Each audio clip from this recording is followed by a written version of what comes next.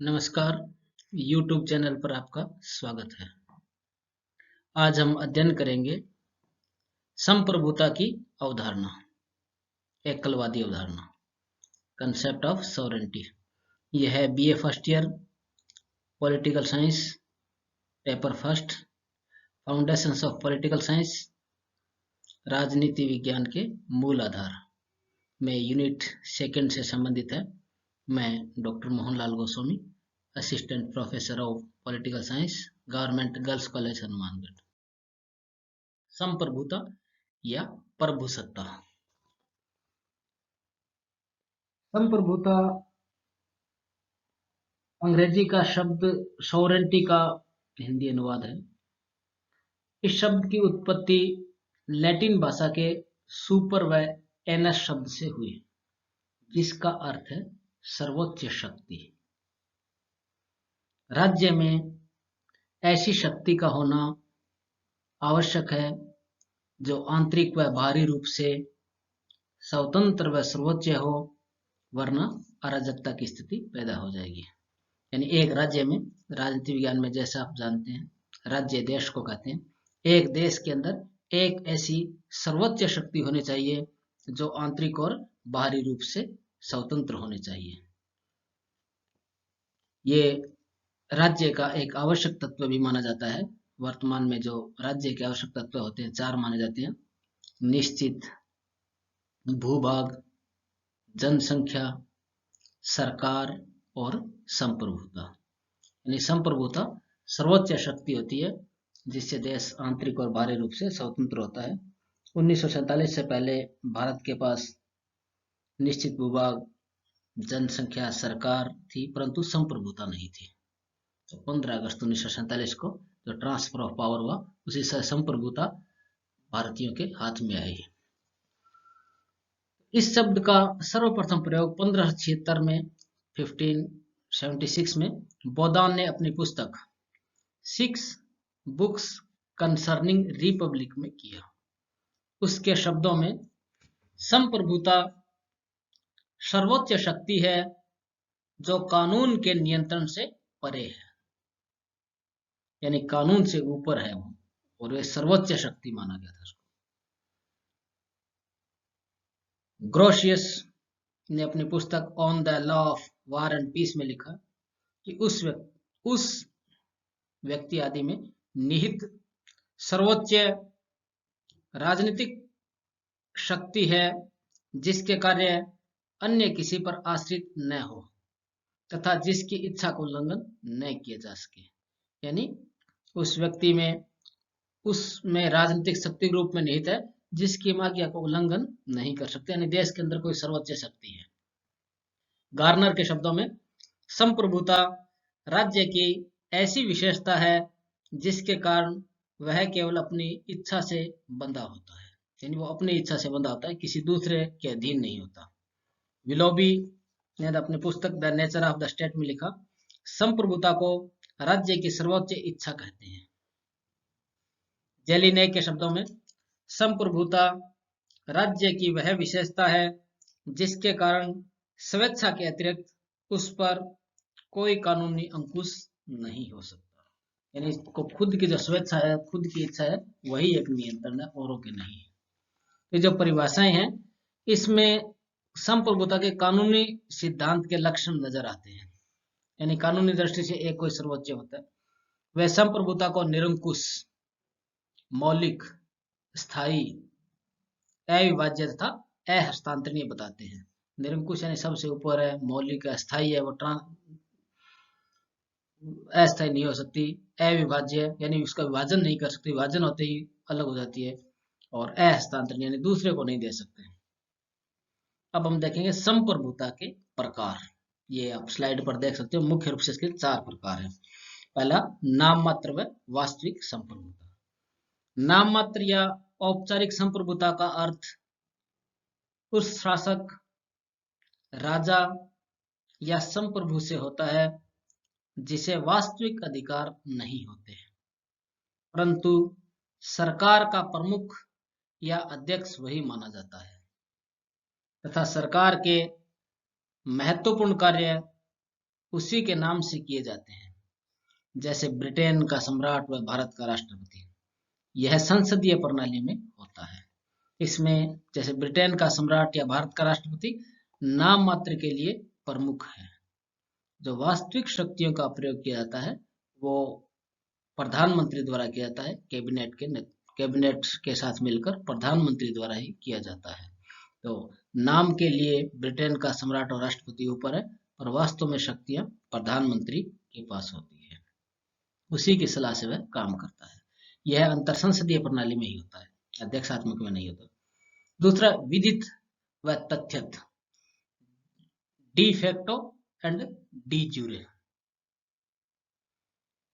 विधि के अनुसार संप्रभु उसे कहते हैं जिसकी सत्ता संविधान की दृष्टि से सही व न्यायपूर्ण हो। इसके विपरीत जो सत्ता केवल शक्ति पर आधारित हो उसे तथ्यत या यथार्थ या वास्तविक संप्रभु कहते हैं। यानी कानून की दृष्टि से जो संप्रभु बना हो वो विधि के अनुसार विदित हो गया, डी ज्यूरे हो गया, लैटिन शब्द डी ज्यूरे यानी कानून के अनुसार वो सही है।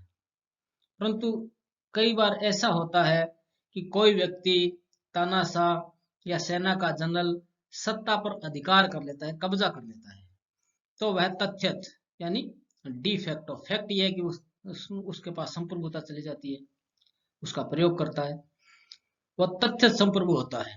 जैसे 1999 में पाकिस्तान में प्रधानमंत्री नवाज शरीफ ये कानून के अनुसार चुनकर आए हुए थे, संविधान के अनुसार वहां के प्रधानमंत्री थे, परंतु उनको हटाकर उसमें जो जनरल थे परवेज मुशर्रफ, उन्होंने सत्ता पर कब्जा कर लिया और तथ्यत संप्रभु बने।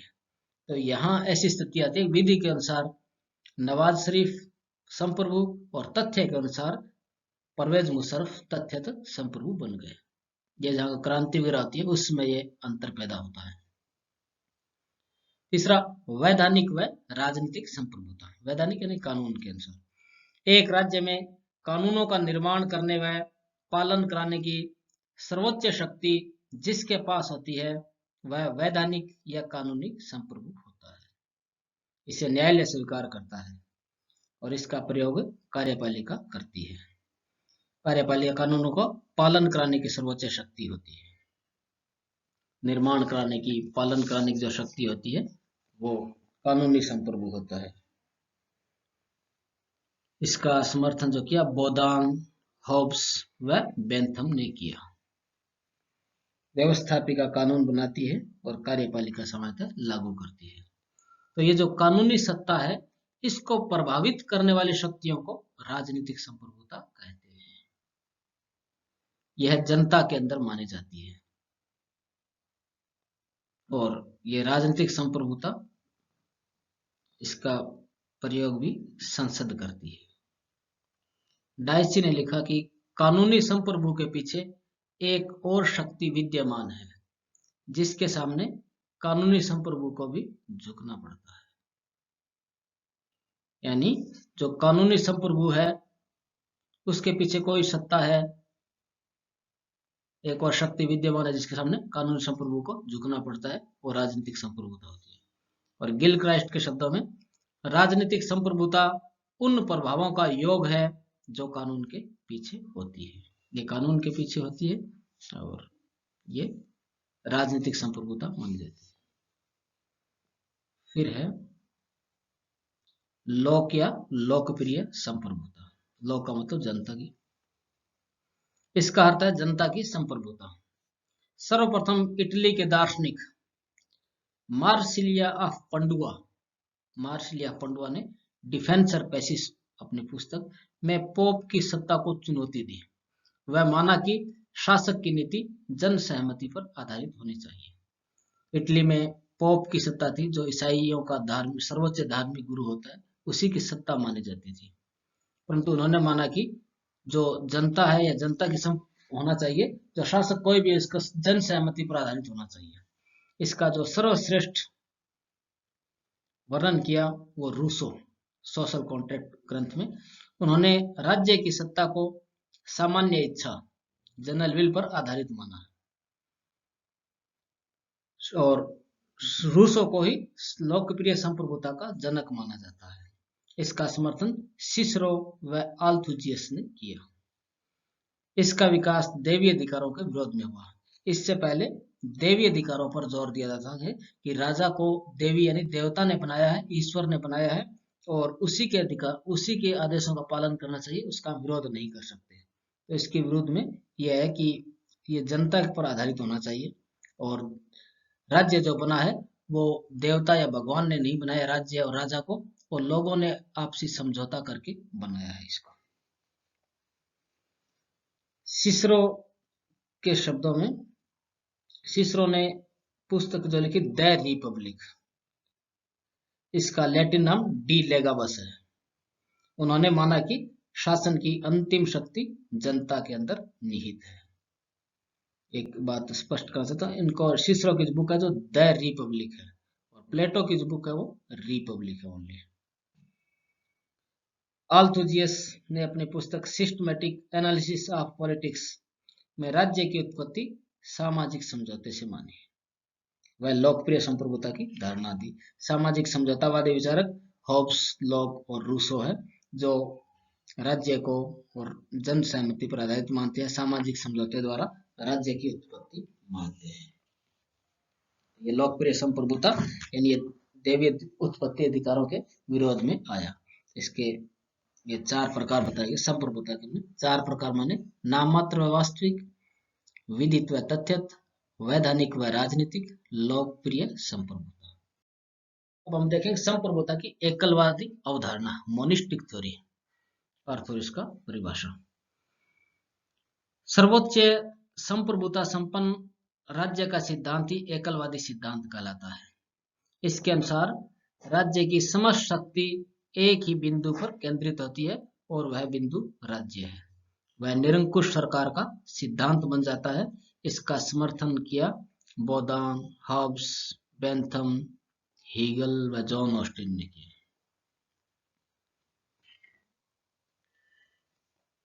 यानी एक राज्य में जो सर्वोच्च शक्ति होगी वो एक ही होगी, वो सर्वोच्च होगी, वो निरंकुश होगी और वो आंतरिक और बाहरी रूप से स्वतंत्र होगी। सामान्यतः एकलवादी सिद्धांत को संप्रभुता का माना जाता है।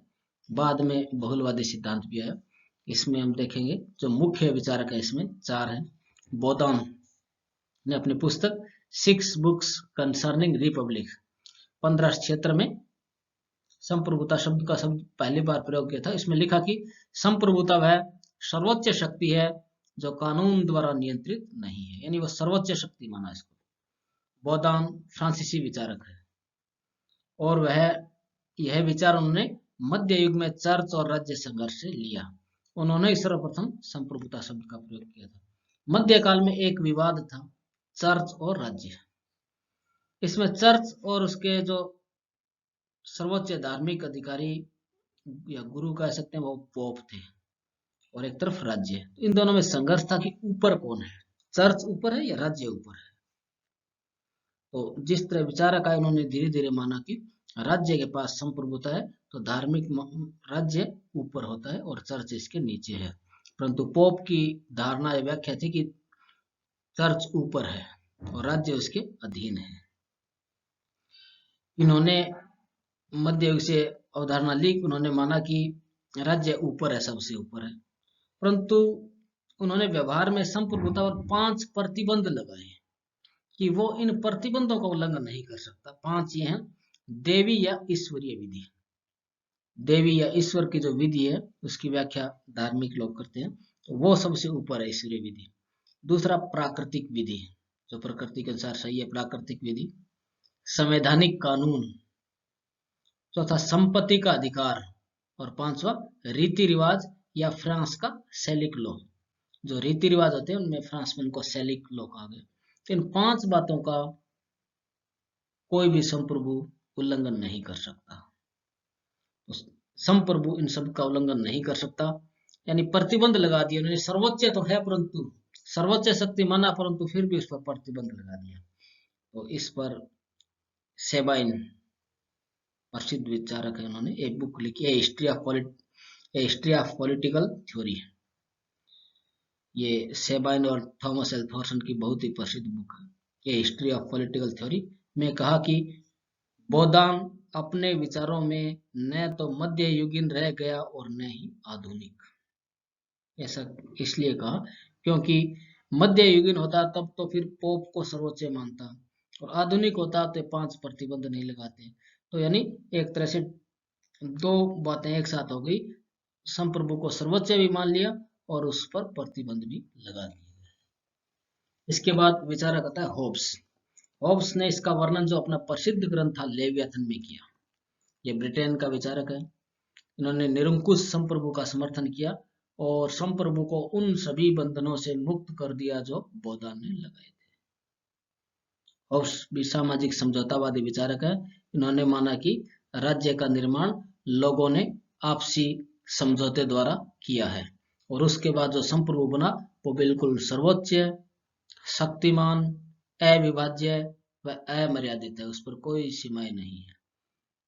उन्होंने माना कि जो समझौता तो हुआ है, परंतु तलवार के बिना समझौता केवल शब्द मात्र है। तलवार में शक्ति, जब तक शक्ति नहीं होगी समझौते को कोई नहीं मानेगा। परंतु उसने ये कहा कि संप्रभु बिल्कुल सर्वोच्च है, व्यक्ति को उसके आदेशों का पालन करना चाहिए। परंतु एक बात उसने कही कि इस संप्रभु की आज्ञा का व्यक्ति उल्लंघन कर सकता है आत्मरक्षा के आधार पर, सेल्फ डिफेंस के आधार पर। जब राज्य नहीं था, प्राकृतिक अवस्था थी, उसमें व्यक्ति के पास एक ही अधिकार था, आत्मरक्षा, और ये अधिकार उसका हमेशा बना रहता है। सेल्फ डिफेंस आज भी बना रहता है।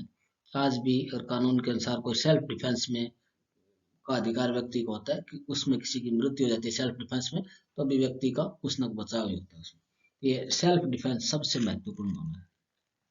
The Bentham, A fragment on government, 1776 में पुस्तक लिखी उन्होंने। ये इन्होंने एक उपयोगितावादी विचारक है। इन्होंने माना कि संप्रभु निरंकुश है, उसके ऊपर कोई प्रतिबंध नहीं है, परंतु उसकी शक्ति का आधार किस तरह काम करना चाहिए उसको। उन्होंने कहा कि ऐसा काम करना चाहिए जिसको अधिकतम व्यक्तियों का अधिकतम सुख हो, यानी उसको संप्रभु को उपयोगितावाद से सीमित कर दिया गया। अर्थात संप्रभु वही कार्य करे जिसे सुखों में वृद्धि हो और दुखों में कमी हो। सर्वोच्च तो मान लिया, परंतु फिर भी कुछ प्रतिबंध लगा रहा है इसके ऊपर। उन्होंने बेंथम एक उपयोगितावादी विचारक है। ये उन्होंने माना कि दुनिया में 2 चीजें हैं, सुख और दुख। सभी व्यक्ति सुख प्राप्त करना चाहते हैं और दुखों से बचना चाहते हैं। तो राजा को या संप्रभु को ऐसा काम करें जिसे सुखों में वृद्धि हो, यानी वही चीज उपयोगी है जिसे सुख बढ़े और दुख कम हो, इसलिए उनको उपयोगितावाद से सीमित किया गया। फिर हम देखते हैं जॉन ऑस्टिन। जॉन ऑस्टिन ने इसका वर्णन लेक्चर्स ऑन जूरिस्प्रूडेंस 1832 में प्रसिद्ध पुस्तक में किया। इनका विचार भी एकलवादी व कानूनी है। ऑस्टिन के शब्दों में कोई निश्चित उच्च सत्ताधारी मनुष्य जो स्वयं वैसी ही उच्च सत्ताधारी के आदेश मानने का अभ्यस्त न हो, यदि किसी समाज का बड़ा भाग उसके आदेशों का स्वभावतः पालन करता हो तो वह उच्च सत्ताधारी मनुष्य उस समाज में संप्रभु हो। ऑस्टिन का कथन है, उच्चतर द्वारा निम्नतर को दिया गया आदेश ही कानून है। जॉन ऑस्टिन यानी कोई ऐसा समाज में हो सत्ताधारी जो दूसरे उसी प्रकार के आदेश मानने का अभ्यस्त नहीं हो और बड़ा भाग उसके स्वाभाविक पालन करते हैं, यानी राज्य कानूनों का लोग स्वभावत पालन करते हैं, स्वाभाविक रूप से पालन करते हैं, वो संप्रभुताधारी है। इसकी कुछ विशेषताएं अगर देख सकते हैं कि संप्रभु तो कोई निश्चित व्यक्ति है, एक व्यक्ति है समाज में कोई, और दूसरा एक समाज में एक ही संप्रभु होता है, अनेक संप्रभु नहीं हो सकते, एक ही हो सकता है, तो ये एकलवादी है।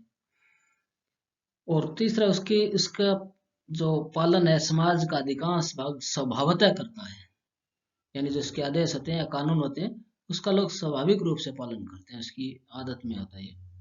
फिर चौथा, संप्रभु ही आदेश देने व कानून का एक स्रोत होता है, एकमात्र स्रोत होता है, वही आदेश देता है, कानून का स्रोत भी संप्रभु होता है। और 5वां, समाज में उसके जैसा कोई और संप्रभु नहीं होता, वो एक ही होता है, और संप्रभु ज्यादा नहीं हो सकते, ज्यादा होगा तो स्टेट ही अलग हो जाएगा। इन इनको एक कानूनी सिद्धांत का अच्छी व्याख्या मानी जाती है, परंतु इनकी आलोचना जो कि हेनरी मैन ने की, उनके पुस्तक का नाम है अर्ली हिस्ट्री ऑफ इंस्टीट्यूशंस, 1876 में की उन्होंने। उसके शब्दों में ऐसा मानव प्रभु नहीं मिलता और संप्रभुता पर रीति रिवाजों, धर्म व नैतिकता की सीमाएं होती है। ऐसा समाज में अभी तक हमें देखने को नहीं मिलता जिसकी आज्ञा का पालन करता है, और जो रीति रिवाज व चूंकि कोई भी संप्रभु होता है तो देश रीति रिवाज और नैतिकता की उसको पालन करना पड़ता है, और रीति रिवाजों का वो उल्लंघन नहीं कर सकता। इसकी आलोचना के लिए, परंतु फिर भी इसकी व्याख्या अच्छी मानी जाती है, श्रेष्ठ मानी जाती है। हीगल ने भी माना कि राज्य जो है सर्वोच्च है, वो धरती पर पृथ्वी का अवतरण है, एक तरह से पृथ्वी इसकी ईश्वर के समान ही माना, और उसके में आज्ञा का पालन करना चाहिए, तो उसकी आज्ञा का हम उल्लंघन नहीं कर सकता। हीगल ने भी ऐसा माना। अब हम देखते हैं इसकी आलोचना जो है समाज के आधार पर। एकलवादी राज्य को सर्वोच्च संगठन मानते हैं, जबकि इसके विरोध उसके बाद जो सिद्धांत है बहुलवादी मानते हैं कि राज्य में रहने वाले परिवार, चर्च, आर्थिक व व्यक्ति सांस्कृतिक संगठनों के सदस्य भी होते हैं। ये मानते हैं कि एक ही सर्वोच्च होता है, परंतु बहुलवादी मानते हैं कि समाज बहुल है, उसमें परिवार की आज्ञा का व्यक्ति पालन करता है, चर्च यानी धार्मिक संगठन का भी पालन करता है, आर्थिक सांस्कृतिक संगठनों का सदस्य होता है, और इनकी आज्ञा का पालन भी वो करता है। दूसरा, ऐतिहासिक आधार पर बहुलतावादी मानते हैं कि प्राचीन व मध्य युग में राज्य संप्रभुता संपन्न नहीं थे, राज्य के पास पूरी संप्रभुता नहीं थी, उन पर सामाजिक आर्थिक परंपराओं के प्रतिबंध थे। तो उस पर परंपराओं के प्रतिबंध होते हैं। जैसे भारत में मान लीजिए किसी पंजाब स्टेट के लिए कह दिया जाए कि कोई भी पगड़ी नहीं रखेगा, दाढ़ी नहीं रखेगा और धार्मिक चिन्ह नहीं रखेगा, तो ऐसा संप्रभु नहीं हो सकता जो सारी इन परंपराओं को हटकर कानून बना सके या इनको उल्लंघन करते हुए कानून बना सकते, फिर जनता उसका विद्रोह करती है, विरोध करती है। लोकतंत्र के आधार पर बहुलतावादी मानते हैं कि सच्चे लोकतंत्र की स्थापना संप्रभुता संपन्न राज्य में नहीं बल्कि बहुल समाज में ही संपन्न संभव है। यानी लोकतांत्रिक समाज वो है जहां ज्यादा से ज्यादा चॉइस हो, एक सर्वोच्च नहीं हो सकता, ज्यादा लोगों के पास संप्रभुता होनी चाहिए, और संप्रभुता निरंकुश नहीं। बहुलतावादियों के अनुसार संप्रभुता निरंकुश नहीं होती है।